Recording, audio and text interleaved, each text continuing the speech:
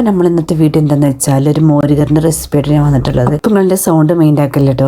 എൻ്റെ സൗണ്ട് ആകെ ജലദോഷം പിടിച്ച് ആകെ അടഞ്ഞിരിക്കുകയാണ്. നിങ്ങളെ വീട്ടിൽ ബീഫ് റോസ്റ്റ് ഒക്കെ ഉണ്ടാക്കുന്ന സമയത്ത് ഈ ഒരു മോരുകറി ഉണ്ടാക്കി വയ്ക്കും, അടിപൊളി ടേസ്റ്റ് എടുക്കും. നമ്മൾ ചോറിൻ്റെ ഈ ഒരു മോരുകറിയും ബീഫ് റോസ്റ്റും ഒരു പപ്പടം ഉണ്ടെങ്കിൽ ആഹാ അടിപൊളി ചോറിക്കാം. അപ്പം നമുക്ക് എങ്ങനെ ഉണ്ടാക്കാൻ നോക്കിയാലോ. അതിന് വേണ്ടി ഞാനിവിടെ 250 ഗ്രാം കുമ്പളം കഷ്ണം എടുത്തിട്ടുണ്ട്. നമ്മളതിൻ്റെ തൊലിയൊക്കെ കളഞ്ഞത് അങ്ങനെ നീളത്തിൽ അരിഞ്ഞെടുത്തോളിയും. ഇനി നമ്മൾ അരിഞ്ഞ കുമ്പളം കഷ്ണങ്ങൾ കഴുകി വൃത്തിയാക്കിയിട്ട് നമ്മൾ ഏതിനാണ് ഉണ്ടാക്കാൻ നിൽക്കുന്ന ആ പാത്രത്തിലോട്ട് നമുക്കിതെല്ലാം മാറ്റാം. പനിയും ജലദോഷം വന്നുകൊണ്ട് ഒറ്റടിക്ക് പറയുമ്പോഴേ ശ്വാസം ഒന്നും കിട്ടില്ലടോ.